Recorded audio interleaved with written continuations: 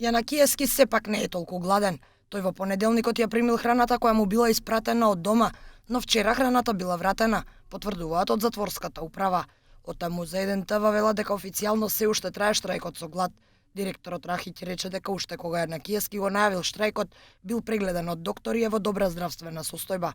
Вчера адвокатот на обвинетиот Јанакиевски рече дека не смее да има две активни притворски решенија. Судот во моментот има две активни решенија за притвор и куќен притвор во однос на него. Ако има притвор, не може да постои ниту една друга мерка согласно законот 144 став 2 од ЗКП. Притворското решение за случајот Шпански скали му беше одреден во петокот, а претходно беше во домашен притвор за случајот 27 април. Во понеделникот, Јанакиевски не беше спроведен од истражниот затвор во судот за судењето за шамарите во Центар, бидејќи полицијата го барала во неговиот дом.